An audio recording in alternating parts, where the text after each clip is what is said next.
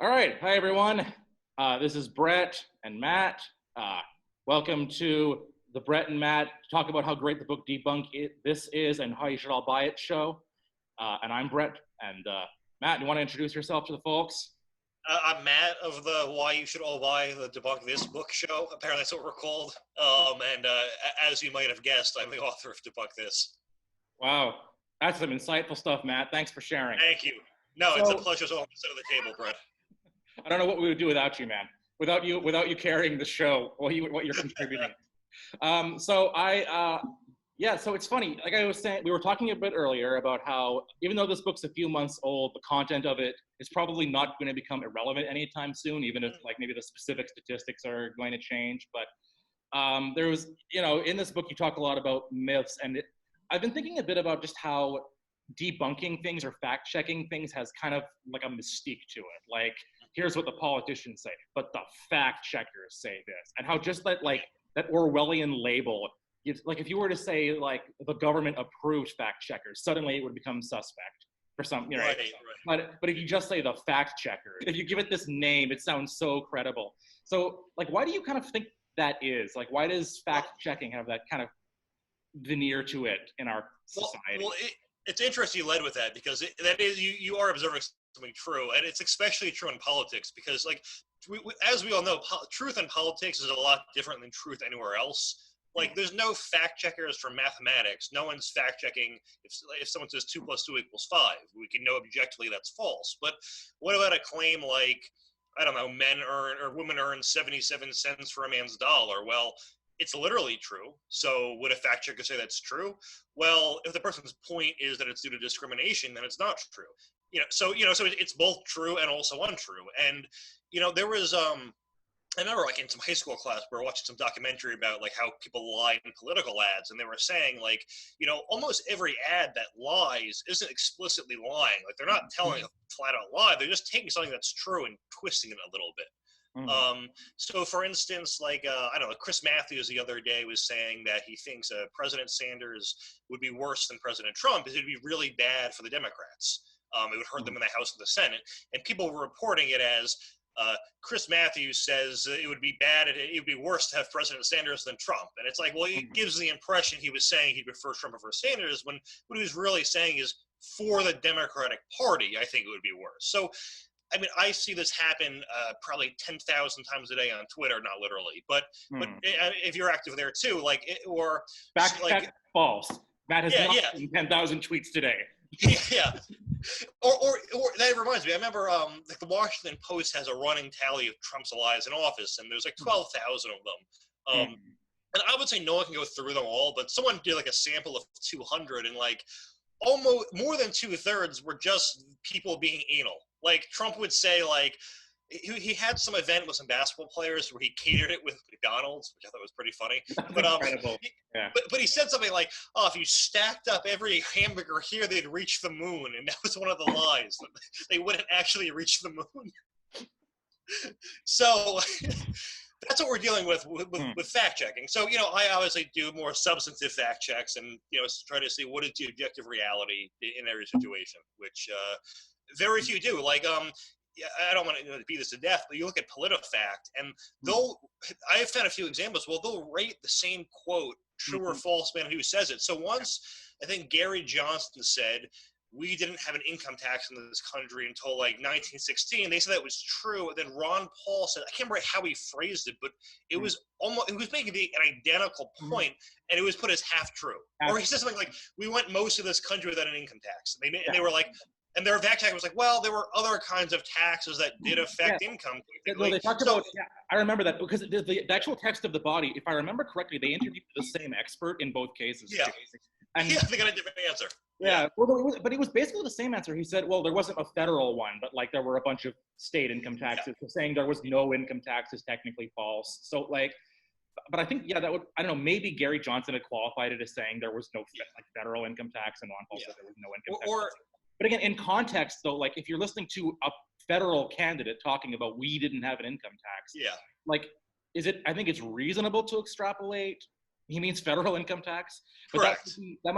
That's why fact checking, it seems so objective but there's so much of intuition that has to go into it because we're talking about how people talk and casually share things, right? And you see that in PolitiFact a lot, where I think, and I don't want to like conspiracy theories, but I think they just selectively pick more right-wing quotes that are suspect than left-wing to fact check. But there was one where, and I should remember because I wrote about this, but like they were fact checking Romney saying something like Obama doesn't care about America, which, I mean, how do you fact check a claim like that? It's literally just some guy giving an opinion during a speech. But there was like a 5,000 word article proving all the ways Barack Obama cares about America. And it's like, come on, like the guy is just making a dumb comment in a political speech. You really don't need to do this. But needless to say, I would not do that kind of fact checking. Yeah. It's funny because I'm going to open our first and perhaps only podcast with a complete shot at like the most successful conservative podcast in America. I kind of don't agree with Ben Shapiro a little bit when, like, I know what he's saying, but when he says facts don't care about your feelings, I know what he means, but in a sense, I don't think that's true because when people are not writing, actually, even when they are writing an academic treatise or like a study, like feelings and intuition are a lot of what goes into how they're saying it, right? Like, they're sending us their rapists, and I assume some of them are good people. Like, that's him saying, there's a lot of crime that's coming, but I'm not saying everyone's a criminal. Correct. The way he's saying that it's intuitively cased in this kind of way that, like, people say it's a dog whistle to the right, but it's almost a dog whistle to the left too, right? Like, this is gonna sound really racist to you. So actually, I think in politics, it's not, if you're assessing whether someone's lying or telling the truth, feelings actually are kind of relevant, if you know what I'm trying to say. Like, it's a little more complicated than. It's funny. It reminds me that it's some campaign rally. Trump started effing with the media now, like pretty explicitly, and you probably didn't see it, but he was talking about something, and he was like, "Yeah, it's going to happen in 2028. Who knows? I might still be president, man." Yeah, right. No, he's doing it just to drive them insane, but it's hysterical. You can imagine like a left-wing Ben Shapiro being like, that is completely insane. He's not going to be president in 2028, right? Like, so according to the Constitution, you only can serve 2 terms. That is incorrect. He's into the 3rd term. Right, there was I'm going to talk about that now for 10 minutes, but it's not going to apply to Trump, right? But actually, about the thing is, feelings, and I wish it wasn't that way, but it actually is the most important part of convincing someone with an argument. You actually do have to appeal to them sort of morally first before you can explain here's how I got there. Yeah. I mean, so it's not the worst thing though. I mean, like, I think life is too short. In some ways, it's an evolutionary advantage that we go by feelings, right? Like, there's some people who you just see them and you're like, well, this is a bullshitter. And like, correct. The time of having to talk to them, like you see ads on Facebook. Like I will confess to the world now, I have not investigated the flat Earth theory. Like, I'm somewhat going by my feelings. Like, well, this smells richly of bullshit. And I probably saved myself a lot of time that way. But it also misfired, right? Counter argument. So there was this guy, I think it happened yesterday or earlier today. There's a flat earther built a homemade rocket to try to crash and kill them, but it did technically prove the Earth is flat. Right.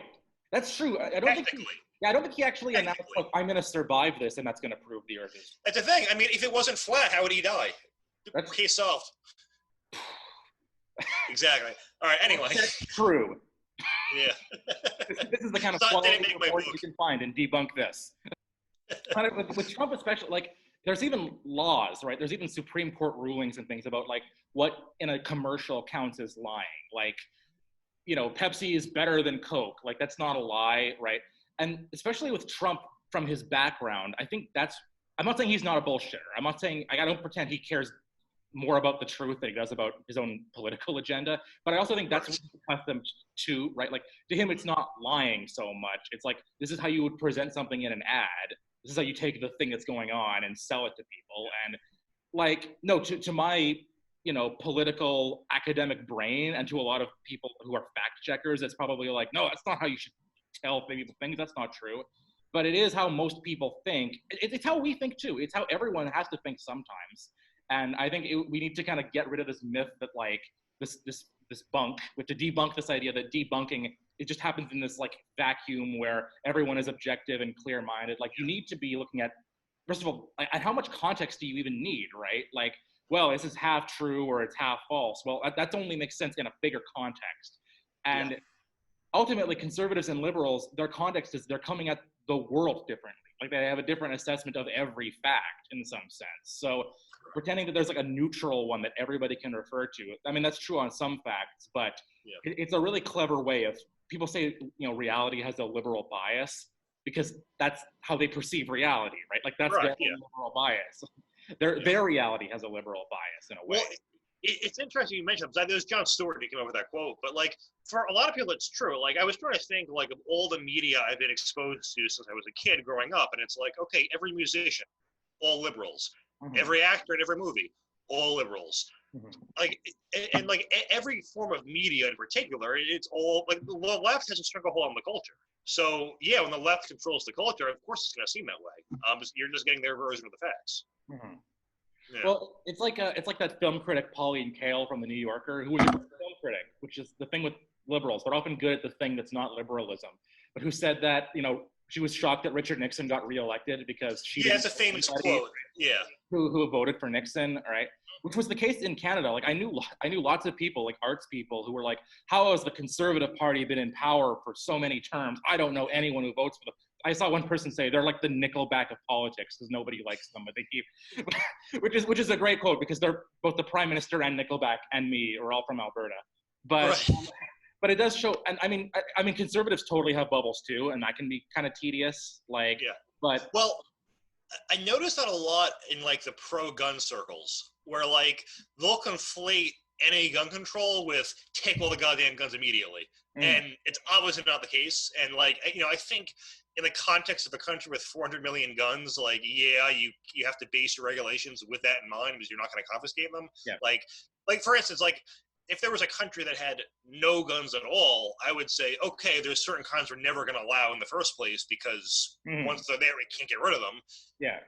So, like, it's just, like, my thing is I have different gun policies for different countries. Like, I would, like, we're not going to confiscate all the AR-15s in this country, so let them be, and we build regulation around a society that has them, but, like, I would not recommend a country that only has handguns that then introduces them. Right. Which obviously is not going to be a very popular opinion on the right, but, you're not going to see that, so. Yeah, well, that's true. And I mean, I'm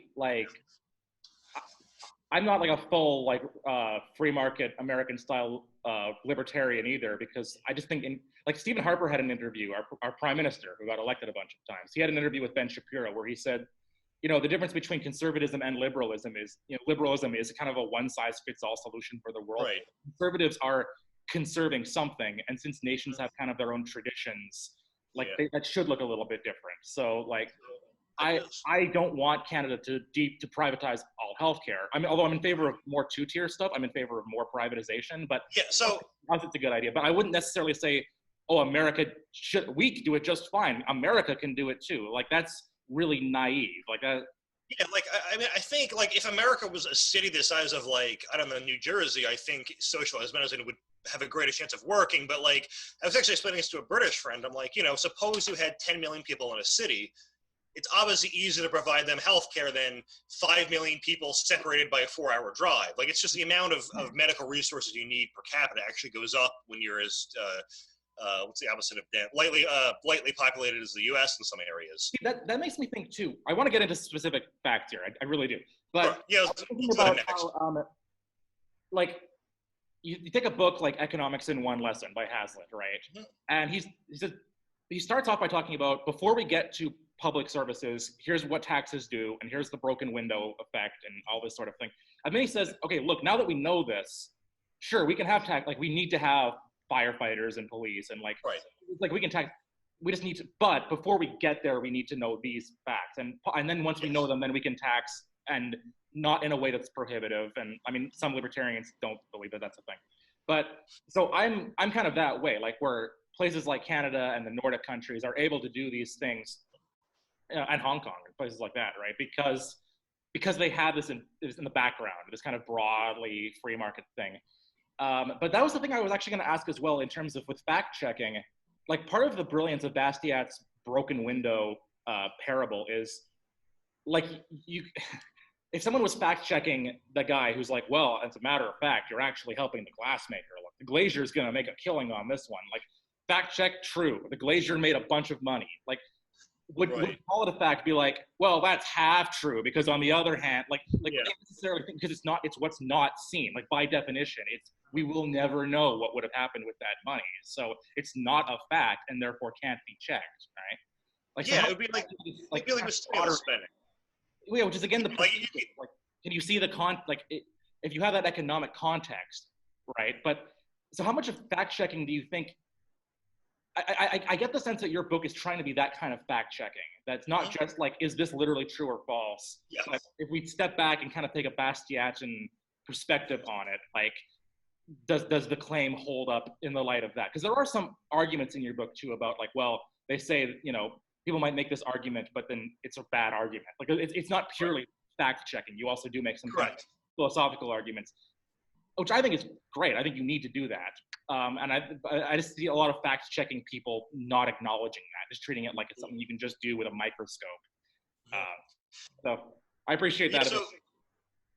So the stimulus actually comes to mind when like Obama's stimulus, when it comes to quantifying an argument like that. It's like, did it create jobs? Well, yeah, technically, when the government spends money on something, it's creating a job.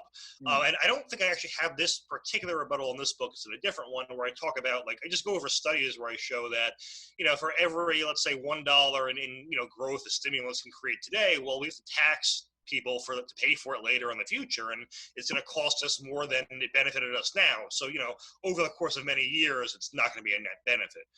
Now in the book, the arguments I make are, well, like the only way I could really quantify it was as such. Well, one, what did Obama say was going to happen with versus without the stimulus? Well, Obama said without the stimulus, so unemployment will go past 9%. But if we pass the stimulus, it'll never go past 8%. Well, we passed the stimulus and it went past 10%. So we know versus his own estimates, it didn't work. Now, of course, the argument could be, well, Obama just had the wrong estimates, and maybe it really went up to 20 or 30%. Well, unfortunately, we just have no idea of knowing that. So there's really not much you can do. We only can go off their estimates. So the second thing I did was I just benchmarked it against other economic recoveries and found his was the slowest, and all those other ones didn't use as much stimulus. So it was kind of like, all right, so obviously, how could it have worked when they didn't do that stimulus and his was worse? So those are just kind of how I went about that. Well, I mean, that's like gun control arguments too. Like, what's unseen there is how many crimes would have happened. Like, there's not really there's ways you can kind of ballpark that, but you can't really know that. Like, that's a thing. Like some percentage of mass shooters would have done other things. And it's less than 100%, but more than 0%. And we have no idea how many or what they, like, that's the thing. Like, yeah, theoretically, any school shooter can drive a car into a crowd of people. Now, I'm assuming there's some sort of psychological benefit they get or gratification they're getting from a shooting. They're trying to, I know a lot of, like, mimicking Columbine is very popular among these kids. But the fact of the matter is, some of them would have found other ways, and it's just we don't know. So, Australia, I go over in the book and point out that if you look at deaths per million people in mass killings, it's about the same before and after their gun control when you look at non-gun murders. That being said, it's an island of 40 million people, so, it really only takes 1 or 2 attacks to mess with the stats. So nothing's perfect, but that's what happened there. And then also there's, self-defensive gun uses. So, you have to also keep that in mind. It's like, you're never going to, no one's ever going to report like, hey, there was 20 murders prevented this week. I mean, how would you know? That's the thing. It's just impossible to know. So like when I talk about gun control, like instead of looking at gun murders, I look at overall murders because I feel like that sort of would account for the self-defense aspect. So like, all the obvious correlations, like, yes, more guns equals more gun crime. I mean, just as more cars equals more car crashes, but it doesn't equal more overall murders is what I argue. In terms of corporate tax rate, because that comes up in Canada too, and I'm sure that'll be a thing. That's the kind of thing where I really do see why people fall into that, because if you just like look in Wikipedia or look up like corporate tax rate in Sweden, blah, blah, blah, corporate tax rate in Canada, Denmark, and then United States, like, well, it looks pretty objective. It looks like America does not have a very high corporate tax rate. So I do get, I think that's an easy thing to fall into, like, America does, but you kind of do talk about it in the book. So how would you succinctly debunk that idea that America has kind of low corporate, or had low corporate taxes? Well, it actually has some among the lowest now. But before the Trump tax cuts, it had among the highest. And it's, nominally around, it was 35%. And The rebuttal that people would give to that is they would cite this study from the Government Accountability Office, which I think found the corporate tax rate was, the effective rate was around 13%. But here's the thing. The sample of that study was from, they had data from 2009 and 2010 was most of the data. Well, that was when we were still recovering from a recession. So I think something like either a quarter or a third of the firms had no taxable income because they didn't make any money. So you had all these firms that were basically getting tax credits that were getting counted in the sample and way dragging down the results. So if you only included the companies that were making money, it was closer to the full 35%. So yeah, that's why I went over that one. Yeah, well, yeah, and there's other cases where they talk, there's myths about how when tax rates were cut, the economy tanked, and you talk about how that doesn't, well, you can explain, like, what's the mistake with that? Well, I don't know what you mean in particular with the corporate one. The most recent cut was just the one in 2017. On state levels too, there was what was the example you have in there about? Kansas. That was it, yes. Yeah, so it was cited as an example of trickle down got wrong, but really it was just an example of Kansas law it was just god awful. So they were basically trying to abolish corporate tax, which you think awesome. Hey, it's not like a really prosperous state, or I don't know how to say that nicely. It's poorer than the average state. It doesn't have a lot of industry there, so they were going to get rid of the corporate taxes to incentivize business to come there.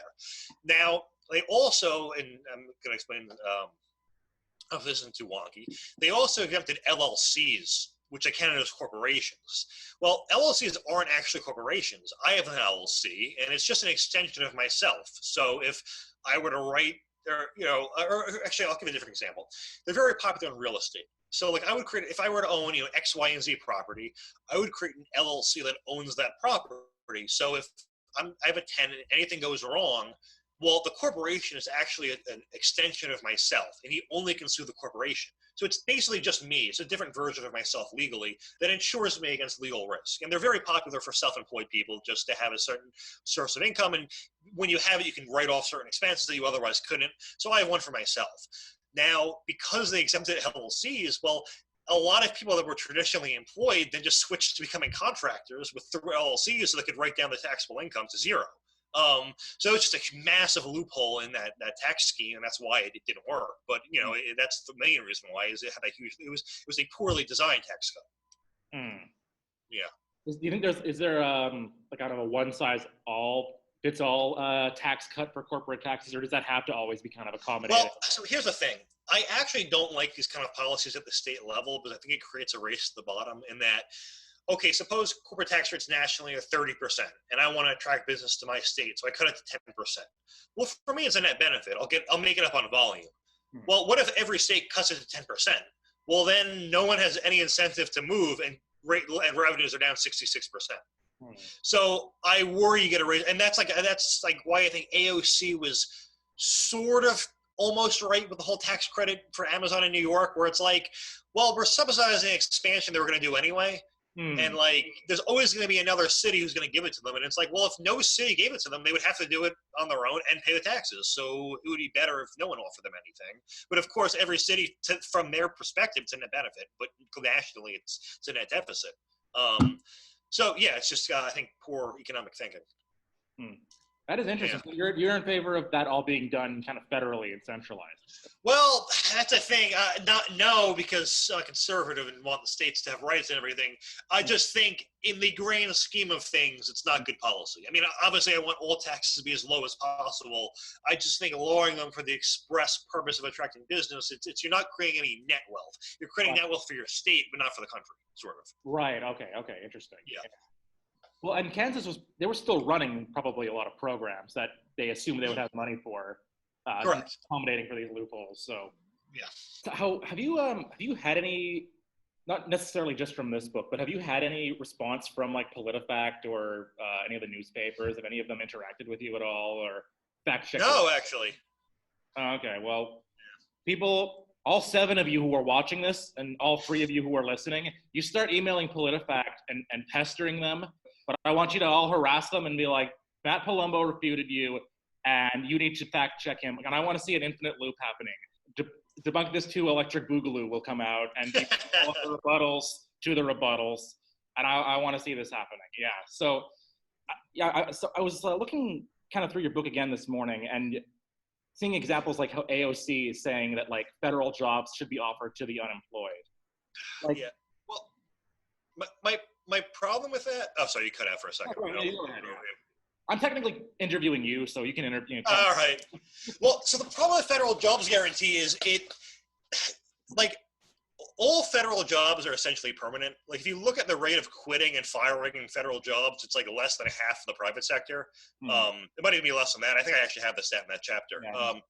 So basically, once you start there, you're there for life. So I think you would actually create a system where every unemployed person that gets a federal job, and they never leave. And the thing is, there's always going to be turnover on the private sector, so you're just going to continuously get people siphoned off into those government jobs. And then there's also questions like, well, what do you do if people just don't do anything? Like, for instance, in Cuba, that's how it works in a lot of places. Like, you're just assigned the job, and like, I remember I watched a show called The Prophet with Marcus Lemonis of CNBC, but he went there, and like, there were people in shops there, and their job is literally just to stand there all day. And many of the businesses do no business, but it's a state business, and they just stand there all day doing nothing. And I still, like, how do you prevent that? And I think the answer is you can't. I mean, granted, a federal jobs guarantee, it's on paper better than welfare, but it's also permanent, so it's going to cost a lot more. Yeah, and I don't even know if it's better, because welfare, I don't know, that's a temporary version. Like, if it's hey, you work 2 months while you're looking for, I don't even know, or something like that. But I just don't know if I trust the government to really enforce, really do that. Yeah, that's especially if someone likes it a lot. Well, yeah, I don't know. You have to really structure that so that there's no, like, you have to leave after 2 months. And the thing is too, like, in the private sector, all work is in response to demand or expected demand. In government, they're just in a, like, you have to create jobs for the sake of creating jobs.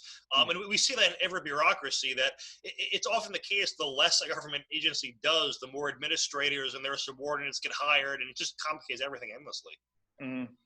But I mean, I could imagine the response to that would be, like, from a Keynesian perspective, that's not a bad thing, right? Because at least now these people have more spending money, so then they can put that into the private economy, and then they have more demand, right? So, but where's their salaries coming from, though? Exactly. It's getting siphoned off. And the thing is, and the thing is too, the thing that's messed up in America, our government employees, like, when you adjust for compensation and how many hours they work, they make like 75% more in the private sector. So it's just, you're going to have, people, overpaid people being the lion's share of the workforce, and there's just not enough wealth to fund it.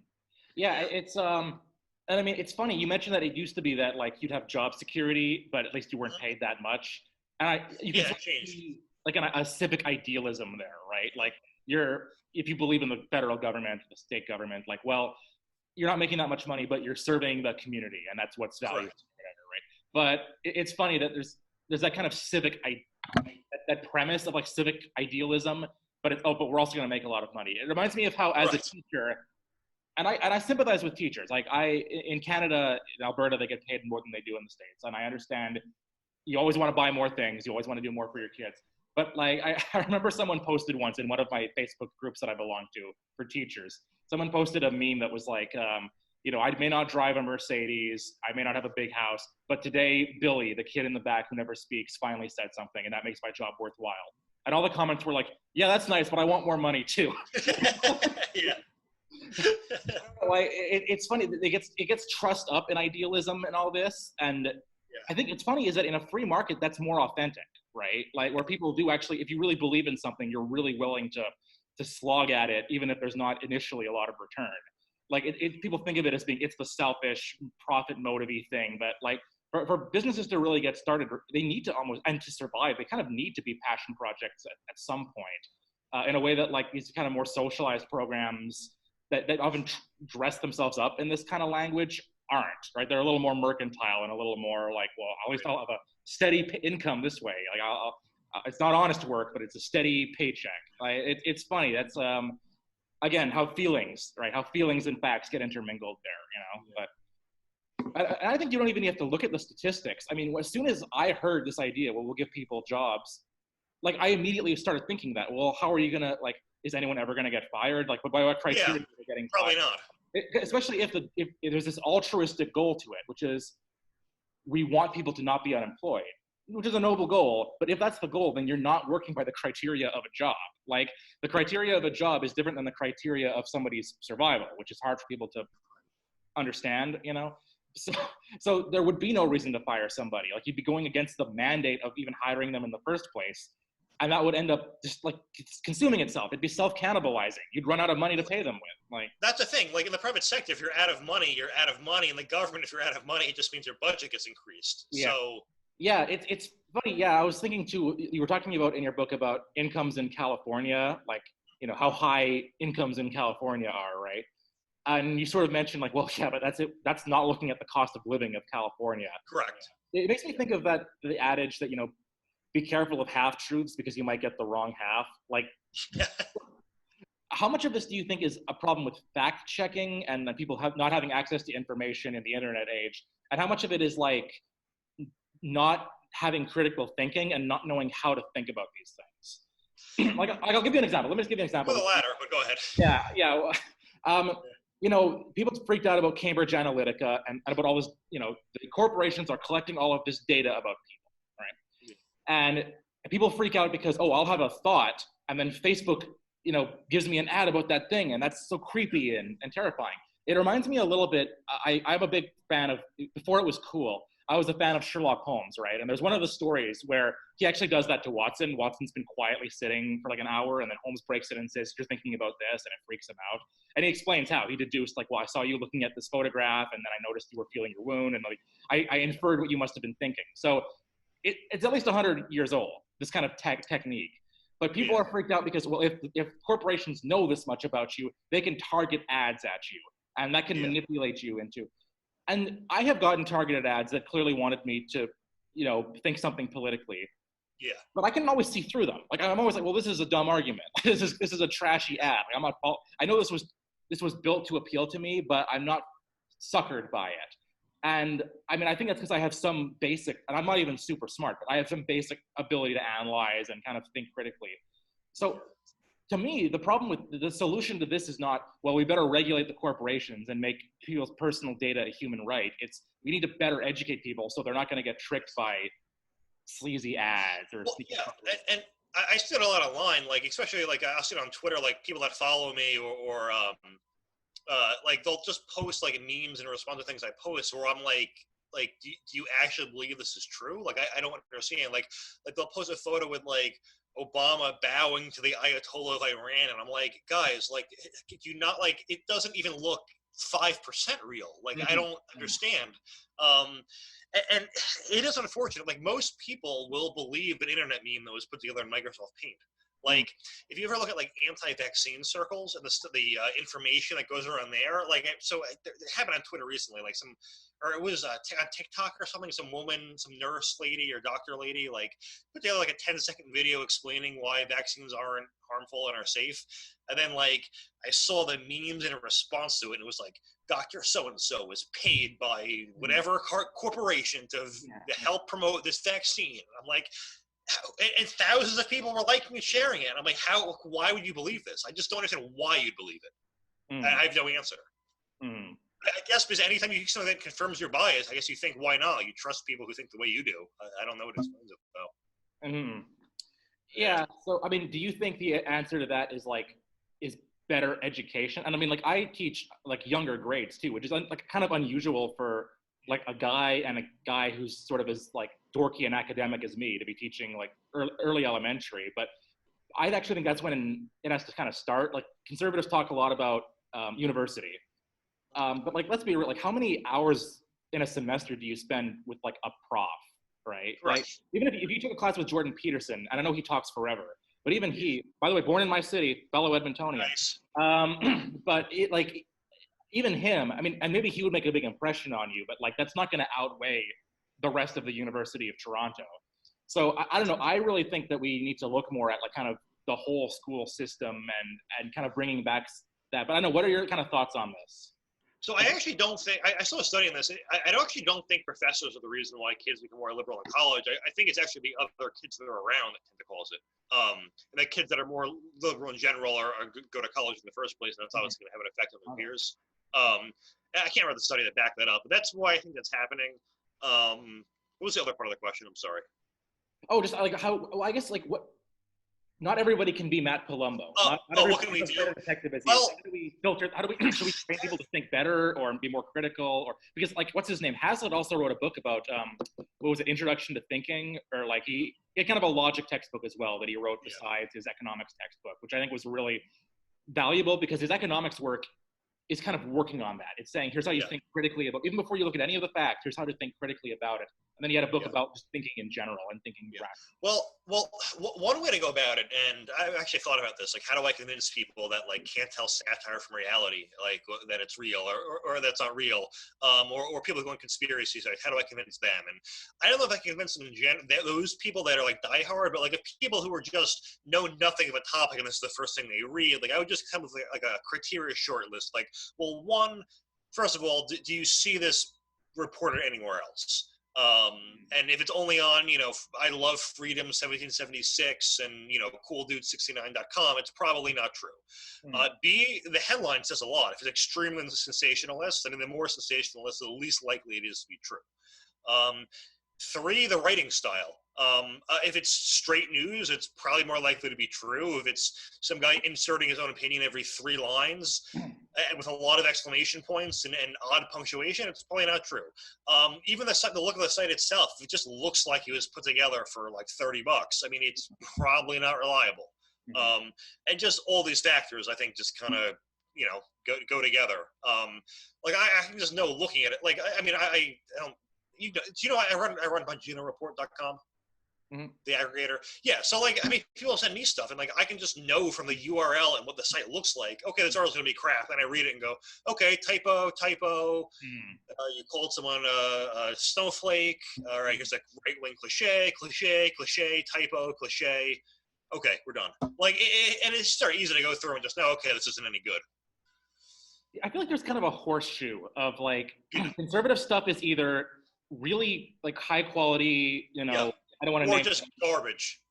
Or it's really, and then liberalism is kind of in the middle. Like it's higher quality stuff and better reporting than like Alex Jones is, but not as good in my opinion as like National Review or something like that. Correct. Yeah, there's like the smart ones, and there are liberal versions of that on the right. Like I mean, I think there's actually probably more. There's like Occupy Democrats and all those sites. But like I just hate, like, I'll get right wing sites where like, people are so bad at writing, they'll like block quote a text from an article and then right after it, boom, bet you weren't expecting that, lid turds. And I'm like, dude, like, just quote the article and say this proves our point because X, Y, and Z. Like, just be normal, please. Anyway, do you think that conservatives have a presentation problem? Like, I know people really think that like Keith Olbermann or Michael Moore like sound smart, or John Oliver, like he comes off very professorial.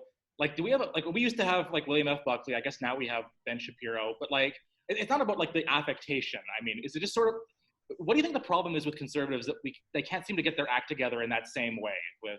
Well, I think we have bad problem identification. Like things like our healthcare costs costing way too much, and college costs being out of control, and student debt being out of control, and housing costs rising faster than wages. These are all legitimate problems, and just missing it as, well, when I was a kid 60 years ago, this was the case. I'm sorry, but that was not the case today, and circumstances are different. Now, all those issues I just mentioned, I think there's a very strong case to be made that the government ruined every single one of them, and therefore there are free market solutions. I mean, healthcare is a bit different. I do think you're going to need government to cover some people, because we're just never going to get to a society where 100% of people can afford it. But everything else I mentioned, there's free market solutions, and I can go in them in depth if you want. And I just think like we need to actually take Bernie's platform and the issues that he's identifying and go, okay, but he's totally nuts. I mean, he's right that these are issues, but he's totally nuts when it comes to his solutions. So to go through one, just to go through one of them, college is an example. Up until the 1980s in this country, the inflation-adjusted cost of college at public, private, and community colleges was about flat. Now, in the 60s and 70s, we started subsidizing college, and at first it was just for lower income earners. But then it expanded greatly to the middle class, and that's when college tuition started to skyrocket. Now, at the time we started doing that, Reagan's education secretary predicted that it would actually cause skyrocketing college costs. And his logic was more or less like, okay, suppose you give someone who can give $5,000 a year towards college. Well, from the college's perspective, they can raise tuition $4,999, and the kid's technically still better off than he was. And then we get this feedback loop endlessly where they raise prices, the government has to raise subsidies, and the colleges raise prices in response to that over and over and over and over. And then, of course, the fact that the government subsidizes and guarantees federal loans so that, I mean, listen, no art major would be getting a loan if the government didn't back them. So just all those combinations of factors have skyrocketed college tuition. And we can look at a country like Japan that does not subsidize these loans, and guess what? The cost of college is pretty stable there. Yeah, that's an interesting thing. I mean, like, I'm sympathetic. Like, I like my artsy-fartsy bullshit too. So I do understand, like, arts people who would like, you know, oh, I want to study art, but on the free market, there's not a demand for it. I do get that. I'm sympathetic in my heart to that. But then if you're going to do that, like, if you're going to say, I want to do this even though I know there's not a demand for it, you got to own it at some point. Like, that's the thing. It's not my responsibility to be a starving artist because I believe in it. And that is cool. I can respect that. But if it's like, I know that there's no demand for this, but I nevertheless think it should be fully subsidized. Well, like, I'm sorry, that's being irresponsible. Like, that's actually being selfish, I think. Yeah, like, that's what we have with, like, subsidizing art. Like, the government subsidizing art only guarantees that art that wouldn't otherwise exist gets made, and the art that otherwise wouldn't exist probably shouldn't exist for a reason. Well, yeah, exactly, yeah. And if you really believe in it, then, like, you shouldn't need government. I mean, you should write your novel and then become an alcoholic and die, and it'll be discovered afterwards, and you'll be hailed. You know what I want to do? I want to do a parody slam poem as an oppressed Italian, where I can be like, they say we talk with our hands, but I say we love our hands. Like, I want to do a whole bit where people can't tell if I'm serious or not. You can make a TED Talk out of that. Yeah. Really, I don't know what it's like. Yeah. You saw the Sam Hyde one? I watched it again for like a 9th time last night. That is some real performance. It's funny too. It's incredible. That's another example too of how things change. Where, like, in the 60s and 70s and 80s, it was like transgressive art was left wing, or it was like and that was right wing. Yeah. And and I think Milo Yiannopoulos, and I mean, Gamergate's its own thing, but he would say, like, well, the feminists now are kind of the successors to the fundamentalist Christians in the 80s. I think he's actually right. It used to be the secular left has a lot of elements of the religious right in terms of the kind of Puritanism that you see. I mean, it's just on different issues. Obviously, it's, you know, you have to support, you know, transgender Native American women of color, but, you know, with peg legs. But it's just a different form. Yeah, it's a whole different. But it shows that. The slippery slope there, right? Like, they got rid of this old Puritanism, which probably had its problems, you know, and its hypocrisies, but then, like, didn't, like, kind of had to create. It's very Animal Farm, right? Yeah. And they create their own, like, well, wait a minute, now women are vulnerable. Now that we don't have Christian sexual ethics, like, men are preying on women constantly. Well, now we have to impose a new sexual ethic that's very ad hoc and slippery and a little dicey. So kind of insane, yeah. Yeah, that's its own thing. Well, and except. Occasionally you get them accidentally stepping into Christianity, where, like, well, if, like, a man gets a woman pregnant, he needs to be able to stick around and pay for it all. Like, I am on board, lady. Yes. Welcome to the club. Yeah. There's also to make that point about abortion, and every pro-lifer was just like, yes, you are correct. That is what we want. Yeah. Solid memery. Like, but it's also funny, people are so, they don't seem to realize if the government's funding art, like, how is that not sketchy and propagandistic? Like for example, in Canada, there used to be this new magazine called The Idler, and it was really highbrow and, like, very literary, but very conservative as well. Like, kind of like an old Catholic Tory thing, you know, like, and it was really quality stuff. Like, I know the guy who was the editor for it, and like, a lot of people, like Marshall McLuhan's son wrote for it, and it was pretty legitimate. Like, but when the government was allocating its arts budget, it funded like 265 papers, but not The Idler. So they started putting that, because it was pro-life, and it was, like, conservative and critical of Trudeau Sr. and that kind of thing. So it didn't get any fun, even though by any standard it was, like, the nerdiest, artsiest thing. Like, there were articles about Aristotle's theory of the dramatics and everything like this, but it also had kind of a Tory-ish political bent. So it didn't get any government funding, even though 265 other magazines did. So they started advertising themselves as like the 266th best magazine in Canada, kind of. But I mean, that should say, like, it's funny that the skepticism about government-funded art doesn't extend to like these kind of grants. Like, oh, I want money for my thing, or like, well, if you're not a threat to the government, like that's why they're funding you. I mean, the kind of subversive aspect to art is kind of gone after a certain point there. But yeah, that's how Vice was started, actually. You know, Vice, like they're having deals with HBO, whatever. They were originally a Canadian government-funded publication called Voice of Montreal, and they morphed into Vice later on. Shout out to your man Gavin McInnes and Vice, I guess. Yes. But yeah, very cool guy, by the way. Again, I used to be his. I used to write for the Rebel Media before they stopped. Oh yeah. Before they stopped, now it's all video, but when they actually had like blogs and written articles, I wrote for them a few times, and so cool. I don't think he's aware of. I met Ezra Levant actually once, and he didn't know who I was. But I'm in a certain tier of conservative commentariat. I don't kind of reach up there. But going into college, like it's funny too. People don't realize like that there is psychology involved here. Like you mentioned that I think it's in one of the Nordic countries, like college is fully subsidized, so there's no student debt. But there's like comparable amounts of personal debt. So Sweden is a very interesting example and my stats were, I think I only could find data up to like 2005 or something, so I just did the numbers by then. But the average Swedish student had $17,000 equivalent of in student loan debt. And I was thinking like, okay, how is that possible when college is free? And my theory, and I don't know how to prove or disprove this, is that it incentivizes kids to be more likely to live on campus versus commute. I mean, I commuted to a community college that was like $3,000 a year for my first 2 years of college because I don't want to spend any money.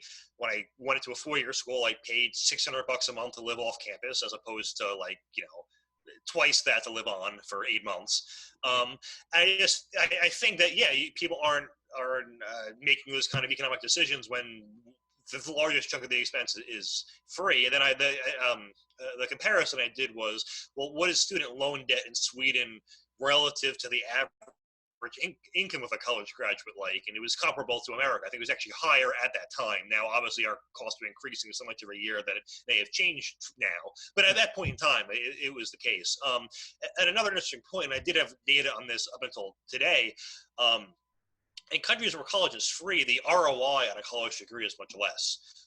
So, for instance, in America, our college grads earn about 75 to 80% more than high school grads. In Sweden, it's about 20% more. And in Norway, I think it was like 10% more, which I assume is like the abundance of oil jobs, which I don't think you need a college degree for a lot of them, but I don't know the exact reason. And in Denmark, it was something comparable, like a 20% boost or something. So, it's college. It's what you're getting is different. And I remember someone, I can't remember which, or for instance, in Germany, another example, which I don't talk about in the book, college is free and most people don't go, because the requirements to get in are as such, or most people can't get in, so they go to trade school instead. And you see that even with healthcare, like Bernie Sanders wants, everyone's covered, no deductibles, no co-pays, nothing. And even in countries with socialized medicine, like, you have to pay something. I mean, it might be $20 to $50, but you're paying something because, theoretically, there's infinite demand without that. So. I mean, that's funny. Like Tommy Douglas is the guy who is considered as being responsible for universal health care in Canada. He was the founder or the leader of our New Democrats, right, which are like our Democratic Socialist Party.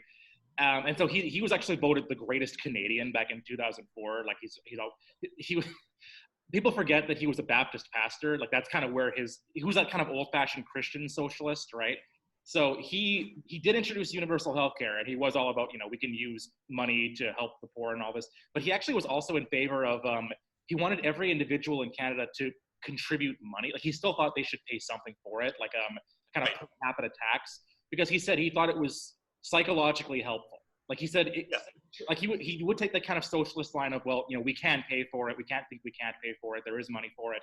But he also did kind of recognize, like, if you just have the government pay for everything, people don't have a sense of the value of money. So yes, the government should pay for everything, but people should also have to feel it in their own wallets a little bit. And then, which is kind of where I am. Like I'm not libertarian. I'm in favor of government services, but we should also have to feel it a little bit. Like, Yeah. So, and if we're willing to, if we're like, well, I'm paying a bit more for this, but I'm willing to have the government do it, then that's we can have that conversation then. And also, and I don't think anyone on the left has encountered this, but like, if you think fat shaming is bad now, imagine how bad it's going to be when the government's paying for everyone's health care.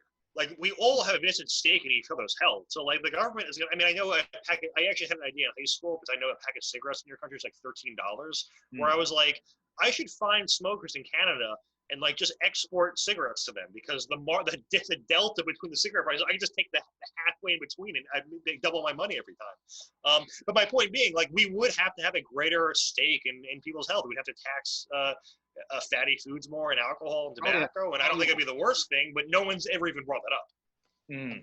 Which, by the way, the taxes on marijuana in Canada too are pretty like prohibitive. So people, not to get into this, but like the whole thing of, oh, if we legalize weed in the state, you know, then there won't be a black market anymore. Oh yeah, everyone goes, oh yeah, we just legalized pot. These cartels are they're done for. And it's like, okay, well, like half the revenue is extortion, so no. But second of all, we always set the legal price so high that the black market is preferable. Or even if the market price is a free market price, but like the taxes on top, the sin taxes. Yeah, make it so why would you bother? Yeah, that's a thing. Like I was reading about this. Like there are people in states where it's illegal that are produced like there's one in I think it's in your country. I can't remember if it's Tilray or Aurora Cannabis, but like the point being, like, they have like a year and a half of inventory right now because they way overestimated demand. Yes. And we see this problem in the States where like there are people in California, or it might be Colorado, where the hell it's legal, where they're selling it on the dark web, all their excess, but they can't get rid of it. And it's like $2 or $3 a gram. So it's just like, you know, there's just no, there's other places in Canada where the stores were empty before the end of the first day. Like they underestimated it. So like it was so ineptly rolled out, right? Correct. Because again, you won't really have a true free market, especially if like the government is involved and the government's like, especially if the government's involved in thinking it's a health benefit, so they have to regulate all of it. Like it's going to be like, I mean, the moral issue, I mean, that's a whole different thing about the drug war, but just that particular argument is a really dumb one. I think it's really nice. But the thing, like, even if we got rid of all drugs, the cartels would still survive. Like, if you know anything about how they make their money, it's not just drugs. It's just that's how they started. But they're military operations that are kind of quasi-governments in areas they take control, and they extort local businesses and steal. You know, well, extortion is their main source of income. I don't want to go too much on a tangent about that. Sure, yeah. Well, with healthcare too, I mean, so what do you? I mean, talking about this election, we'll get into how Sanders is doing. But Sanders' Medicare proposal, I mean, people talk about that all the time. Like, well, Americans are spending more money on healthcare than they are in other countries. So we're already spending that money. Why don't we at least, like, you know, I saw one meme that said, you know, it's not that this is going to cost money we're not already spending, or, you know, or it's going to cost money on top of this. It's money we're already spending. We just want to direct it into better things, like a universal single payer. Yeah, so it is true that our healthcare costs are like at least 50% above the national average among first world countries. But like Bernie assumes that the second we go socialize, our healthcare costs are going to equal that and nothing's going to change. And like, I mean, I think doctors in America make about double what they do anywhere else in the world. And it's like, well, if you want to change that, I mean, the only real way to do that naturally is expand the supply of doctors. And we have a cartel in this country called the American Medical Association that literally restricts the amount of doctors every year. And we can have way more than we do, but they restrict it. Now, as for getting prices down, I mean, the big problem in our healthcare system is no one knows what anything costs. Like, when you pay for something through insurance, you obviously don't price shop, because insurance, you cover the deductible and insurance covers the rest. And that's our system. And then B, there's no price transparency. So like I had a friend who his wife gave birth, and 2 weeks went by and still didn't know what he owed. Like, where else does that happen? How do you not know beforehand? Yeah. And the thing is, like, the medical industry is so against that. Like, Trump has been trying for the past 3 years to mandate price transparency. In fact, it's so obvious we need it. Even Obama tried to mandate it as well, and unsuccessfully. And Trump's being sued over it because they don't want people to know what things really cost. But that's a huge problem. And yeah, we just have a lot of administrative bloat and waste that needs to be cut out. And I mean, I think, I don't know, a public option, but something like Medicaid for all, not Medicare, where, hey, we have X amount of people who can't afford insurance, and I don't think they're going to double their incomes anytime soon, so we should take care of them. But for everyone else who can afford it, yeah, I think you should have to pay out of pocket on your own. I wish I could give a better answer than that. But like, I think those are the things. We have no price transparency. Insurance isn't really insurance. Like, I mean, why do I pay for insurance to go to the doctor? Like, there's a 100% chance I'm going. I change my oil every year. My car insurance does not pay for that because we know it's going to happen. So, like me personally, I have what's called the catastrophic health insurance plan where I pay $3,000 a year. And then once I spend $2,000, everything's covered. So basically, if I go to the doctor for, a time of year, have some checkups here and there, I'm not going to hit that 2,000. So I'm basically paying out of pocket, and then I'm paying health insurance premiums in case I get hit by a bus. But in the event that I get hit by a bus, well, I'm only out $2,000, and everything's covered on top of that. And I think that insurance was more like that. It would just make a lot more sense. Obviously, with exceptions for poor people, we would, need the government to pay for those smaller expenses too. But I think insurance should be insurance. So do you think Sanders' plan is going to get traction, though? No. So there's only 13, I think, people in the House Democrats that actually support Medicare for all. And yeah, so it's just impossible. I think a watered down version of some sort of government expansion of healthcare could get through, but it's just the logistics of overhauling the entire system would be so massive. And the thing too is I think the government would probably have to buy out a lot of the big private insurance companies, which Bernie does not include in his plan. So I just don't know what you're going to do there. Yeah. So one more subject, and then I want to talk about this election because, oh man, sure. One thing about Canada that's so much superior to you guys. Our elections are like a month. The last one was 2 months. It was like twice as long. No, it wasn't this one. I think it was one before they made it longer. And people were so annoyed and so complaining. You people freaking do nothing. Oh, it's years. It's so key. It's fun. Like, it's kind of fun, but good Lord.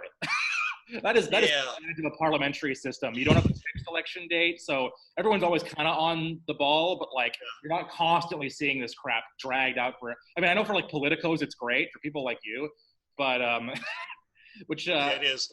But which, by the way, everybody, make sure you buy a copy of Debunk This so that Matt's medical bills are all covered from his questionable life choices. I don't think we should have to subsidize Matt's constant drinking and womanizing through already done. Yeah, exactly. He needs to pay for that himself, and the only way he can do that is if you buy more of his book. And if, that's true. Buy it now. Buy now, and then but then of course the income taxes will end up hurting him anyways. So. Fund Trump's program by buying more of his book so that he gets richer and has to pay more income tax. Has some what's it called, bracket bump, or what is it, bracket slide? Bracket creep. Yeah, then he'll have to pay more to the federal government, and so buy Matt's book so that this can happen. Immigration, illegal immigration. Lots of stats about that I see thrown around. That's where people really want to make that. It's like healthcare, where there's this moral question, but then people present it as a factual question, say this and that. What do you find are kind of the biggest and most convincing sounding myths about illegal immigration, and the ones that get the most traction, and what's kind of wrong with them? Why are they bumped? So the one I talk about in the book is the claim that illegals commit crimes at a lower rate than domestic Americans. And I mean, you should be immediately skeptical. It's all right, so all of Central America has murder rates of 30 to 50 per 100,000 people, and ours is 4 per 100,000. So why would that ever be the case? That aside, let's go through how they got to those numbers. So the Cato Institute is actually known, free market think tank, for coming up with these figures. And what they rely on is Texas's data, because I think Texas is the only one that actually really keeps track of who's legal and who's illegal within their prison system. So the analysis is pretty superficial. They just go, okay, illegals are, let's just say, I'm going to make up some numbers here, 5% of the overall population in Texas, but they're only 4% of the prisoners, therefore they're underrepresented. Now, the reason the argument makes no sense is because when an American prisoner leaves prison, they enter America. When an illegal immigrant leaves prison, they get deported.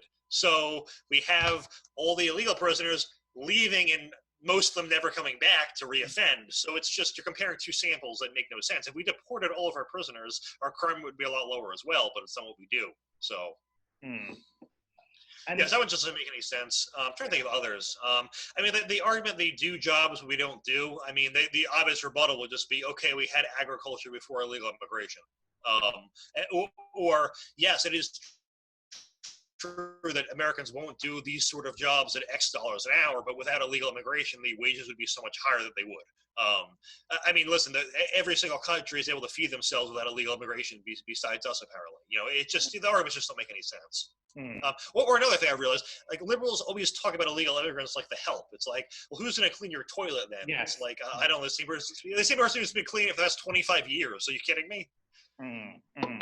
Yeah, there's a low-key racism to that. Like, what you think kids are going to do this? Like, yeah, it's like, actually, yes. Are you kidding me? But yeah, I mean, listen, I don't make right-wing arguments like they take our jobs. I mean, I think they depress wages, but yeah, so I don't make all the cliched arguments on that side either. But what about immigration more generally? Because I know like Ann Coulter and people like her kind of want to restrict that altogether. Where do you kind of come down on that? Like, what is the evidence? So here's the thing. I would say it's a net positive, but. And the but is, I think it's not a net positive to the countries we take these immigrants from. So, for instance, if we take a doctor from Ghana, great for us, we have one more doctor, but Ghana losing a doctor is a much bigger deal than America losing a doctor. So I just worry about the brain drain, and then it kind of becomes like a self-fulfilling prophecy where it's like, hey, these people's countries are complete hellholes, so we got to save them. And it's like, well, if we just let them save themselves, we wouldn't need to. Like, yes, Africa is very underdeveloped right now, but 1,000 years from now, it's not going to be the case. You know, where I mean, it might be if we could keep taking all their talent, but yeah, and that's the thing too about certain countries. Like, you need a certain critical mass of intelligent people and educated people to make a society function. Where, like, you know, if you're smart enough to create the iPhone, but you're in the middle of a desolate wasteland, there's something you can do. It's like, well, you need enough people there to be able to do it. And if we just keep, you know, taking one by one, and they can't really do it on their own. I had another argument too. Then second of all, it's just me being selfish. They unfortunately, like 70% of them all vote for Democrats. So well, yeah, for sure, it's self-interested that way. But it's funny too, because these same kind of people who would really aggressively promote immigration, who would also probably be critical of, well, American corporations are the ones that are like kind of taking over the whole world and everything is centralized in Silicon Valley. Well, possibly that wouldn't be the case if the talent was staying in their countries. Maybe there would be more. Correct. Yeah, that's the thing. When they're like, half of our employees are immigrants, I'm like, okay, so you sapped all those countries of people that could build them up on their own. And I don't know. Like, yes, I get it. We're seeing now. Actually, I think it's Trump. One of his economic advisors is trying to push to get a couple 100,000 guest workers in to try to boost growth. And it's like, well, our labor force participation rate is 63%. It's been as high as in the 70s, so that's a lot of slack that we can still have and go back into the economy. And even if they don't, well, wages will go up. So what's the problem? That's just the annoying thing. The concept of a labor shortage is just a myth. It's a shortage at current wages. Well, that's another example, though, of like bad economic thinking. Like, jobs are this on both sides, on like right and left. That jobs are this kind of fixed thing. Like, the economy is a correct. Thing, that there's like a finite amount of them, and like you can be taken or shuffled around or given away or whatever. Like not deep, and or the wages are this thing, right? They can be fixed or whatever, or taken, or not a flexible reaction to people. It's funny. Just as an aside, there's the whole kind of argument of, you know, Muslim immigration or Mexican immigration, like it assimilates the culture, right, to a non-American culture. If you read about the early Canadians, like even before Confederation, before 1867, like they really wanted to restrict immigration from the South as well, because they didn't want Americans coming up and corrupting like Canadian morals with their like kind of Jeffersonian ideas and like their kind of Protestant Puritan heresies. So, and they also had a national policy that was really similar to like Lincoln, well, to Trump's really, like a kind of tariff heavy, like fund the local infrastructure. So like it's funny, Canadians get all snippety at like Americans for thinking that there should be reasonable border security, when that's how we became a country, was by using border security to not become culturally assimilated by America. So I don't know. I think it was a net benefit for us, to be honest. So I don't know if we would deprive Americans of that same luxury of being able to be themselves. That's a funny thing too, when like standards will be like, yeah, we need people like Sweden, Denmark, and whatever, and I'm like, yeah, the countries that take practically zero immigrants. Like, I mean, they always leave that part out. So they're pretty homogenous. I mean, I know, people would say, racially homogenous or whatever, but like culturally homogenous too. the cultural aspect is a bigger deal. For instance, like I made this point before, like me and the average black person who lives in my neighborhood, of which there are 4, have way more in common than like he would with someone from Africa or me from someone from Italy. Mm-hmm. And yeah, I think cultural homogeneity is the most important thing. And I would add too, like one of my concerns is if you do too much immigration too fast, there's no incentive to immigrate. Like if I move to Poland and I'm the only English speaker there, well, I gotta learn Polish or whatever their language is really quickly. Mm-hmm. If I moved into a neighborhood and it's 60% American, well, I can kind of get by with just sticking with them. And and I mean, like, there are entire parts of LA that are basically Mexico. I think it would be better off if they assimilated to greater culture for their own sake. Yeah, possibly. I mean, yeah, I'm kind of on the fence about that, actually. I think in a big country like America or Canada, that actually is possible to have kind of, because even prior to, Mexican immigration, like, like the Midwest is very much its own place, right? And a lot of that comes from like Denmark, and I don't know. I'm not sure how I feel necessarily, but obviously there's got to be some bigger culture into which people. Yeah, there are clusters. There are immigrant clusters. And I only know the stats for illegal immigrants, but like 60 or 70% live in just like 20 cities.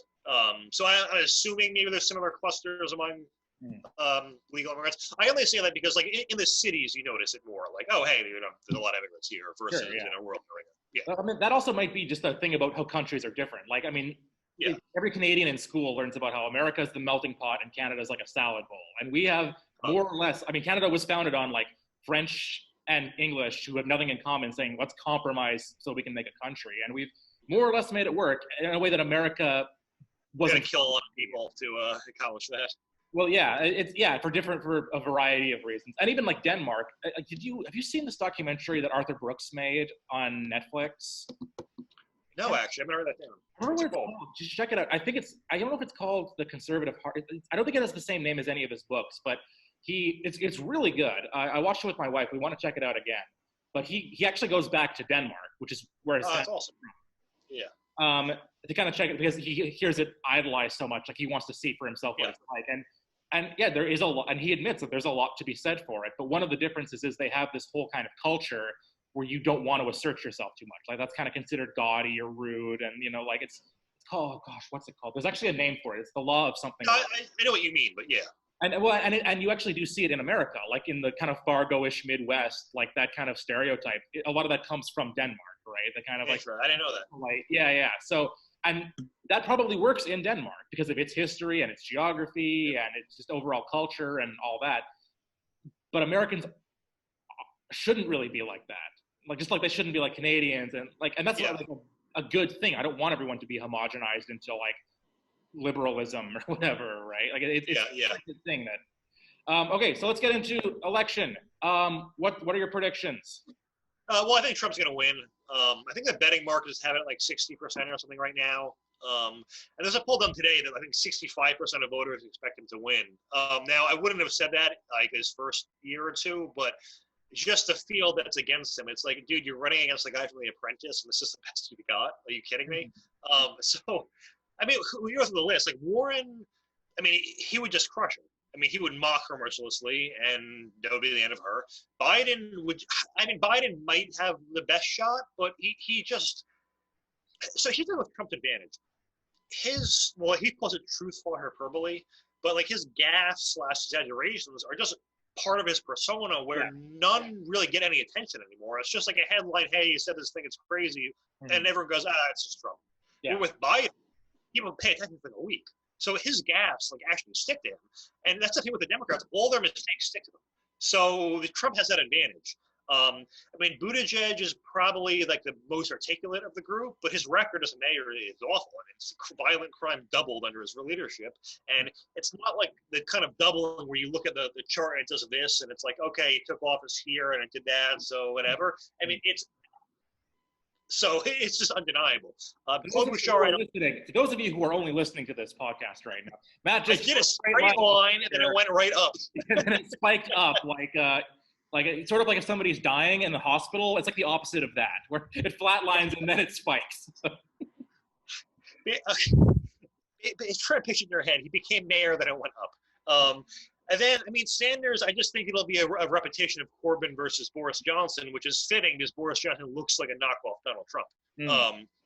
But that's what's going to happen. And the thing is, too, like, all the surprise states that Trump won, like Wisconsin and Pennsylvania, he's going to win by 1,000,000% more with Sanders. Like, Sanders wants to ban fracking. So every single state with that industry is just not going to vote for him, which is obviously significant. I mean, I don't think it's going to be as bad as Goldwater versus LBJ, but I do think it will be one of the most lopsided. Well, I guess Reagan was more lopsided than that, but I do think it's going to be very lopsided. And the thing is, too, like, Trump is going to hit him, too, on what his programs cost. Like, Trump's going to go, this sounds great, but, hey, the average American, you're paying 20% in taxes. Do you want to pay 55% like they do in Denmark? I mean, in Sweden, their lowest tax bracket is 32%. In America, our highest tax bracket is 32%. So, I mean, it's just, no one's going to go for that. Or do you really want a national sales tax of 25%? Well, of course not. No one's going to want that. And it's like, you know, it is true. You pull Sanders' ideas and everyone wants them, but then you add the caveat, would you pay $1,000 a year for this? And everyone says no. Like, even like universal child care, people wouldn't pay an extra $500 a year for it, which is obviously a lot cheaper than child care itself. You look at people about global warming, the average person is willing to pay $10 a month to fight climate change. Like, all these idealistic things, no one's willing to pay for. So it's just not going to help them when the reality catches up of what people are going to be paying. And then lastly, I mean, the elderly have the highest voter turnout rates. The young people have the lowest. I mean, yeah, he's really popular on Twitter, but it's just mentally ill people who don't vote. So he's just no way he's going to win. Do you think if Trump were better at, like, reading you, people like you, and, like, kind of giving facts back, would he be doing better, do you think? Like, this is not for your book, but, like, that's not really his style to be like, here's why you're wrong, you know? Like, I could see, like, Mayor Pete doing something like that, or Elizabeth Warren kind of. Right. Like, it's not a Trump. Yeah, I mean, it would help him a lot, and not, like, for the exact stats, just for the general principles. I don't think he would quote and go, taxes are 54.2% of GDP in Denmark and 53% in Sweden. He would go, your taxes are going to be double. You know, you're going to be paying rates of 30%, 40%, 90%, 100%. You know, he's going to do it his way, but I think it would help a lot. And he's actually shared articles of mine twice on Twitter, and I don't know if he actually read them, but I hope he did. What were they about? So the first one was ripping Michael Cohen, and the second one, what the hell was it? It might have been like a poll or something about Trump. Isn't it a great, that's just like a casual thing now? Like, oh.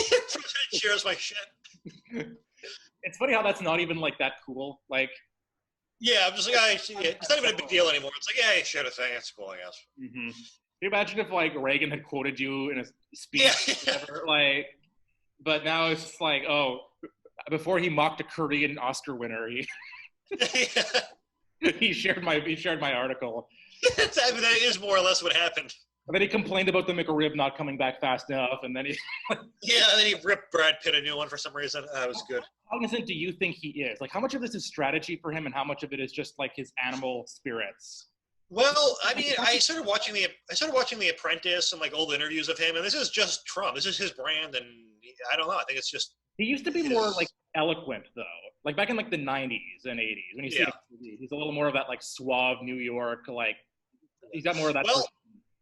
Well, I mean, they tell you in journalism school, which I didn't go to, that you should write at a third grade reading level to appeal to everyone. And he speaks at about a fourth grade reading level. So, I mean, I don't know if that's calculated or anything.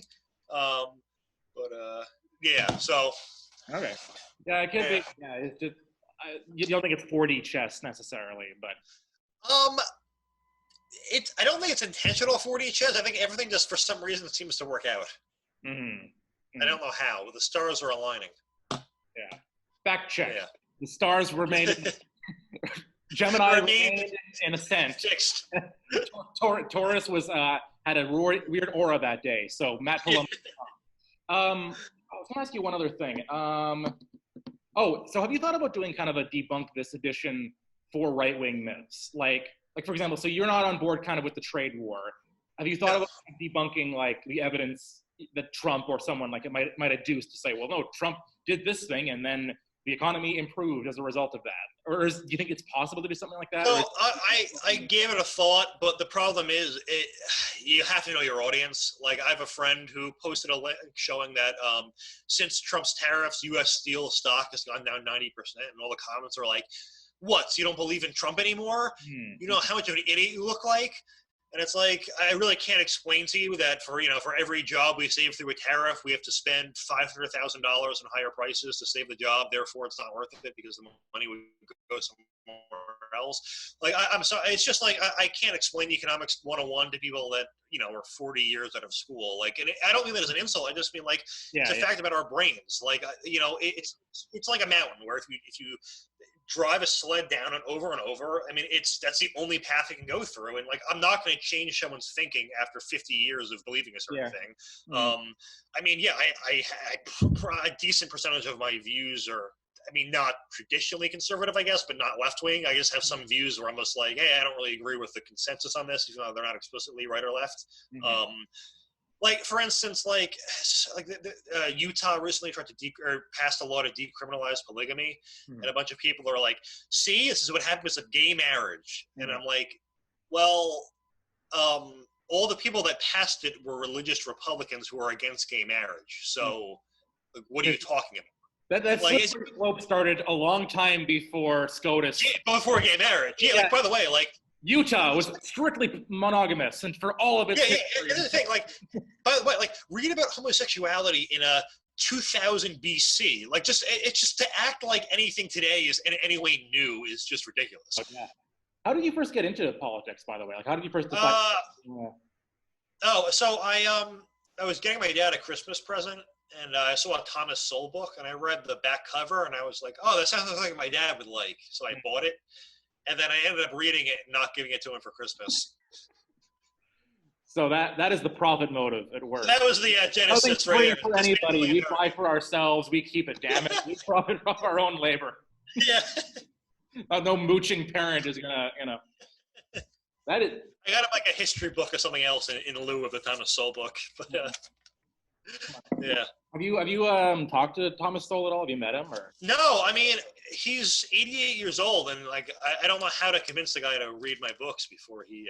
I mean, I don't want to say he's going to kick the bucket anytime soon, but he's obviously getting up there. And the thing is, like, I know people have compared me to him, which obviously I'm 10,000 years behind him, but I think they mean in terms of the type of style of writing and how I approach things. Obviously, his writing is so original, I can never match it. But I would like to I'd like to hear what he would have to say about it, because I don't know if he liked it. It's kind of like, dude, I'm your protege, and yeah, he'd be. I don't know. It would be a very cool experience if that kind of thing. He'd be a great mentor. Although I know Ann Coulter says he's terrible at picking book titles. So you need to learn. Yes, maybe. Yeah. You need to learn from Ann Coulter about how to title your books in a provocative way, and all about everything else. Let me go with him before her a little bit on that, but. I have a few friends who know her, so I probably could get her to title the next one. Yeah, make it happen. Yeah, once you accumulate enough articles, get her to. Have you thought about appealing to any of them to write like the introduction or anything, or? So Dan did my last introduction. That wouldn't be the worst idea. I mean, depending on what the main theme is, it would be cool. I mean, if Thomas Sowell did one, that would be epic. But I don't think he's ever done that for anyone that I know of. Yeah. All right. Well, we've now talked for like almost 2 hours. Nice. So people are probably getting bored of me. So I could just let you talk and leave. But we haven't talked in like 10 years since Stickin' was still a thing. Yeah, so. Oh gosh, yeah. It's funny how few people are like even still YouTubing. Like the amazing is still powerful enough to destroy Milo Yiannopoulos, but it's crazy that I didn't look at TJ was like 22 years old at that time. Like, it's just crazy how young everyone was. I took that guy seriously when I was like 14 and he was 22. What do I give a shit what he has to say? Nobody. Well, I didn't really take him seriously. I listened to him. It's weird how the demographics change, right? Like how how now TJ's like a villain to everybody else, like just like Richard Dawkins is, right? Yeah. It's funny, like he pissed off Christian conservatives, and now he pisses off like leftists a lot. But like, it's not like conservatives are really embracing him either. Like he's in his own lane with Joe, which is a pretty big lane, I guess. But like the Joe Rogan lane. That was cool. Yeah. So, oh, I was gonna say, yeah, you just need to hang up some Jimi Hendrix maybe on your. Yeah, you think so? No, that'll look too obvious. It's got to be Ted Nugent or somebody, like, to kind of distinguish yourself as, or Morrissey, or I don't know, one of those. I'll come up with something. Yeah, not like Rage Against the Machine or anything, but. Well, now that they charge $500 a ticket for their concert, they are the machine. Yeah, machine for Rage Against the Machine. Yeah. Yeah, or well, no. What you need to do is find a band who would hate to be associated with you and refuse to take.